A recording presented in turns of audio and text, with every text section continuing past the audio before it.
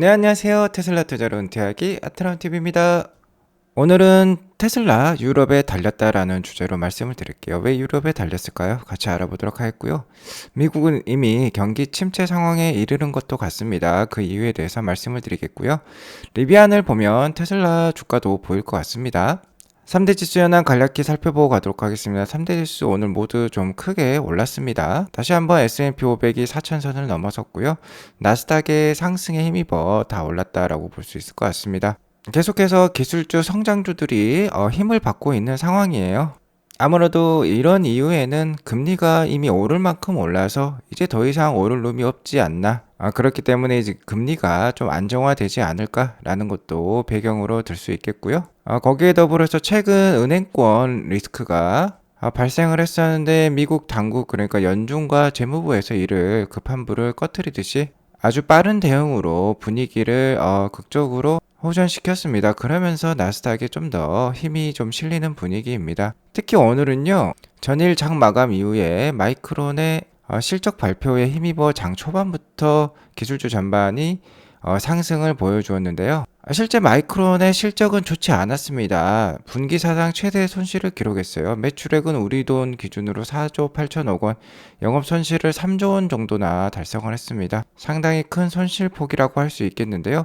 그럼에도 불구하고 마이크론 CEO의 경우 고객들의 재고 상황이 점점 나아지고 있고 업계의 수급 균형은 점진적으로 개선될 것이다 라고 얘기를 하면서 반도체 업황 바닥론을 시사를 했어요. 자, 반도체는 테크 산업의 쌀이라고 볼 수 있겠습니다. 반도체 업황이 바닥을 찍었다는 것은 기술주, 성장주들의 바닥을 찍었다라는 것과 일맥상통하다라고 볼 수 있겠는데요. 주가라는 것은 이를 선반영하기 때문에 이미 바닥을 찍었다라는 뉴스가 나오기도 전부터 상승을 하기 마련입니다. 자, 이러한 이유 때문인지 최근에 나스닥이 계속해서 좋은 모습을 보이고 있는 것 같아요. 미국 10년물 국채금리도 한 3.5%, 3.6%에서 지금 안정적인 흐름을 보여주고 있고 그렇게 급변하는 모습이 아니에요. 미국 2년물 국채금리 역시 4.1%로서 10년물 국채와의 장단기 금리차가 뭐 0.5%포인트 정도로 내려왔습니다. 이게 한때는 심할 때는 1%가 넘었었어요. 자, 그러면서 상당히 경기 침체 불안감을 야기했었는데 지금은 그래도 장단기 금리차 역전 현상에 그 범위가 상당폭 줄어들었다라는 게 시장에서 좀 안정적으로 평가하는 이유인 것으로 판단이 됩니다. 오늘 맵을 보시면 장 전반적으로 다 좋은 모습입니다. 특히 나스닥의 형님들이 잘 올랐습니다. 아마존도 3% 이상, 메타 2% 이상, 테슬라도 2% 이상 상승을 보여주었고요. 역시나 계속해서 반도체 영역이 강세입니다. 반도체 쪽에 지금 들어가기에는 좀 늦은 감이 있지만 그래도 눌림목 구간이 나온다면요. 한번 편입할 필요도 있겠다라고 말씀을 드릴 수 있을 것 같아요. 자, 그러한 이유는 나스닥이 지속해서 좋은 모습을 보이려고 하고 있기 때문입니다. 나스닥은 최근에 51선, 200일선 이렇게 골든 크로스가 나오면서 뭔가 중장기 이제 상승 추세가 시작되려는 듯한 분위기였는데 계속해서 이 51선 주황색 선을 타고 올라가는 흐름입니다. 거기에 더불어서 지난 한 7거래일 동안이요. 이 하락 추세선 상단에서 계속해서 위치를 하고 오늘은 또 갭 상승에 양봉이 나왔습니다. 계속해서 앞으로의 행보가 기대된다. 추가적인 상승도 충분히 나올 수 있는 자리다라고 볼 수 있겠습니다.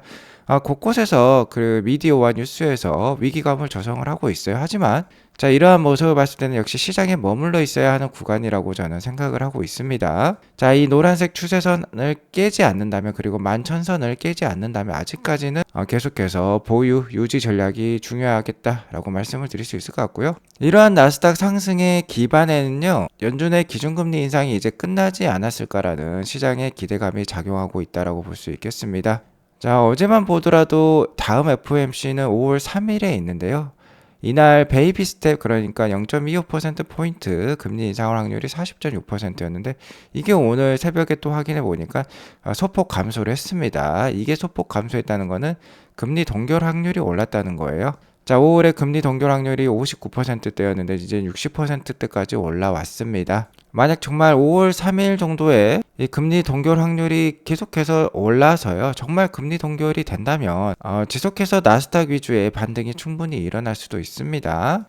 일단 제 개인적인 내피셜로는 금리 동결과 금리 하락이 결정되면요. 일단은 시장은 크게 환호할 거예요. 하지만 그 이후에 점진적인 금리 인하가 지속이 된다면 시장은 경기 침체 상황을 인정하고 어느 정도 전반적인 주가 하락이 또 일어날 수도 있습니다. 제가 지난 방송 때 그러한 것에 대해서 이유를 말씀을 드렸었고요. 아무튼 단기적으로는 금리 동결 확률이 올라가거나 금리 인하 확률이 올라간다면은 시장의 분위기는 단기적으로는 충분히 좋을 수 있다라는 것은 제시해 드리겠고요. 현재 뭐 금리 동결 확률이 올라가는 것이나 나스닥이 상승하는 것이나 그 이유는 이러한 지표들 이러한 주가의 움직임이 이미 경기 침체 상황을 선반영하고요.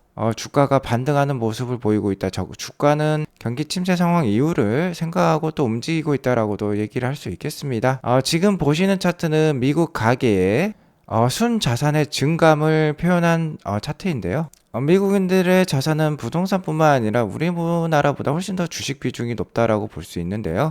주식 시장이 좋으면은 순자산이 증가를 하게 됩니다. 그래서 지난 2009년부터 2021년까지는 이렇게 계속해서 순자산이 매년 증가하는 모습을 보여주었습니다.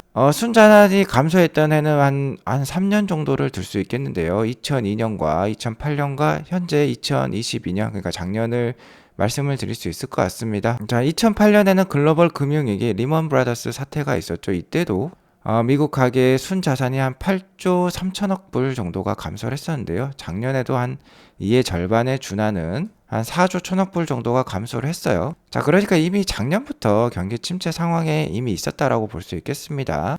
자, 하지만 여기서 주목할 점은요. 한 1년 정도 순자산이 감소라면 그 이후부터는 계속 증가를 했던 미국 가계의 순자산의 변화라고 볼 수 있겠어요. 그러니까 2008년에도 이렇게 크게 감소했다가 2009년부터 상승한 모습을 보면 올해는 또 상승하는 모습이 나올 수도 있다라는 거죠. 이미 주가는 경기 침체 상황을 인식하고 난 다음부터는요. 주가는 계속 오르게 되어 있습니다. 주가는 선반영을 하는 것이기 때문에. 자, 그러니까 지금 시장 상황에서는 어느 정도 시장에 머물러 있어야 되겠다. 하지만 이러한 지지 라인을 깨고 내려간다면 그때는 좀 비중을 줄이고 리스크 관리는 해야 되겠죠. 아무튼 뭐 테슬라 투자자 입장에서는 이번에 발표될 인도량 1분기 인도량 발표가 매우 중요하다라고 볼 수 있겠어요. 이번 주 매크로의 중요한 이슈로는 PCE 지수 발표가 있겠지만 이미 물가와 관련된 부분은 시장에서 어느 정도 익숙해지면서 좀 더 그 영향력이 낮아지는 모습인 것 같습니다. 따라서 개별 종목들의 개별 이슈가 중요해진 순간이라고 볼 수 있겠는데요. 테슬라는 금일 나스닥이 전반적으로 오르면서 그 상승세에 편승한 모습을 보여주고 있습니다. 193.88불로 마감했고 2.48%의 상승률을 보여주었습니다. 최근 51선, 121선 골든 크로스가 나오면서 중기적으로는 충분히 상승 흐름을 이어갈 수 있는 그런 토대가 마련이 되었다라고 볼 수 있겠는데요. 단기적으로는 이번 주 일요일에 있을 우리나라 시간 다음 주 월요일에 있을 인도량 발표가 향후 주가의 향방을 갈라놓겠다라고 볼 수 있겠습니다. 아직 인도량 발표가 안 나온 상황에서 주가는 계속해서 지지부진한 모습을 보여주고 있어요. 왔다리 갔다리 하고 있는 것이죠.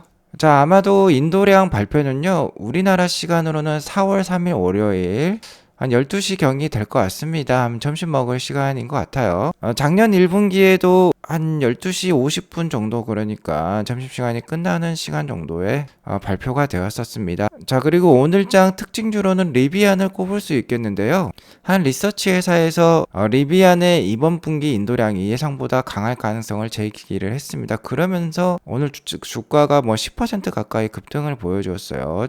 2월 달부터 3월 달 현재까지 주가가 계속해서 내리막길을 걸으면서 리비안 투자자들이 힘들었는데 오늘 그래도 10% 반등하는 좋은 모습을 보여주었는데 어쨌든 인도량 발표량에 이게 기인했다라고 볼 수 있겠죠. 자, 그러니까 얼마나 이번에 다음 주 월요일 12시에 있을 인도량 발표가 중요하다라고 우리가 인정할 수 있겠습니다. 리비안의 최근 히스토리를 자세히 뜯어보면요. 리비안은 2022년 작년에 24,000대 정도의 차량을 생산을 했고요. 인도량은 2만 대 정도를 기록을 했습니다. 테슬라가 작년에 131만 대를 기록을 한 것을 보면은 정말 그 체급 차이는 엄청나다라고 볼 수 있겠네요. 어쨌든 작년 목표가 25,000대였는데 그래도 한 2만 대를 넘기면서 그래도 선방한 모습을 보여주었지만 작년에도 역시 순손실 17억 불을 기록했고 뭐 2조 원이 넘는 수준인 거죠. 4분기에만 10억 불 손실을 기록을 했다라고 합니다. 계속해서 이런 손실 상황을 기록을 했기 때문에 비용 절감과 효율성 향상에 나설 수밖에 없었어요. 그래서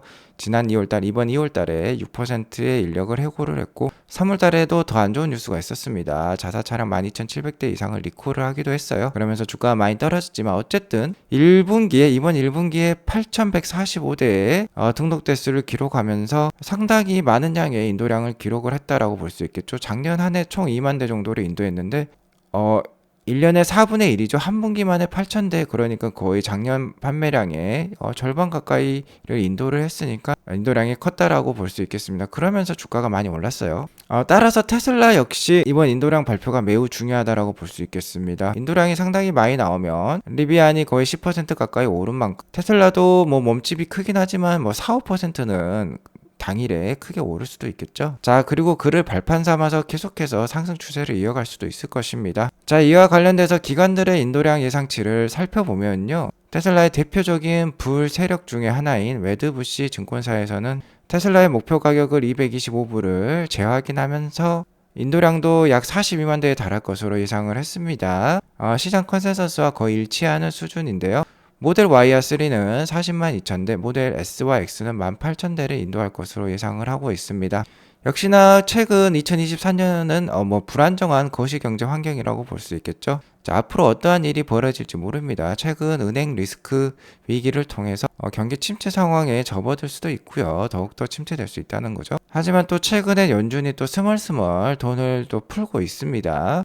그렇기 때문에 이러한 유동성, 그리고 금리 중지, 금리 동결, 금리 인하에 따른 유동성 확산으로 주가가 오르고 경기가 또 부양될 수도 있겠는데요. 어쨌든 이렇게 불안정한 거시 경제 환경에서는 역시 수요가 얼마나 많은지, 매출을 얼마나 늘릴 수 있는지가 중요합니다. 경제 위기 상황이기 때문에 수익성이 충분히 떨어질 수 있다라고 시장은 평가할 수 있어요. 하지만 중요한 건 이러한 상황에서도 테슬라가 계속해서 몸집을 키울 수 있느냐, 성장할 수 있느냐가 관건이라는 것이죠. 자, 이에 따라서 웨드부시는 역시 성장, 판매량 성장, 매출액 성장이 중요하기 때문에 테슬라가요, 수요를 더욱더 자극하기 위해서 앞으로 몇 달 동안 미국과 중국 모두에서 추가적인 가격 인하를 할 수도 있다라고 얘기를 하고 있어요. 아무튼 2023년 현재까지는요, 테슬라의 수요는 공급을 능가할 것이다라고 얘기를 덧붙이고 있습니다. 또한 테슬라의 대표적인 불세력 애널리스트 중에 한 명인 게리 블랙 역시 이번 1분기 판매량 인도량 예상치를 42만 4천대로 예상을 하고 있어요. 자, 시장의 컨센서스는 42만 9천대로 좀 약간 내려온 것으로 게리 블랙은 얘기를 하고 있습니다. 자, 그리고 이렇게 지역별 이렇게 인도량 예상치도 알려주고 있는데요. 다만 여기서 약간의 우려되는 점은요, 이렇게 두 가지로 볼 수 있겠어요. 첫 번째는 1분기 생산량이 44만 2천대에 이르를 것으로 게리 블랙은 얘기를 하고 있는데, 자, 이렇게 되면 약 2만 대 정도 인도량과 생산량이 차이가 나는 게 되는 것이죠. 그러면 재고가 또 2만 대 남았다 이렇게 얘기를 하면서 언론에서 또 크게 대서특필하면서 재고 우려 이슈를 또 제기를 할 수 있고, 수요가 딸리는 거 아니야 라고도 또 얘기를 할 수 있겠죠. 또 하나의 우려는 최근에 트로이 테슬라이크가 발표한 인도량 예상치를 보면 41만 8천대라는 겁니다. 자, 이는 시장의 컨센서스인 41만 9천대, 42만 대를 좀 하향하는 모습인데요. 자, 이렇게 되면 또 단기적인 주가 흐름에는 어느 정도 악영향을 줄 수 있겠죠. 자, 게리 블랙과 트로이 테슬라이크가 약 6,000대 정도 차이가 난다라고 볼 수 있겠는데, 대부분의 수요량 차이가 유럽에서 나고 있습니다.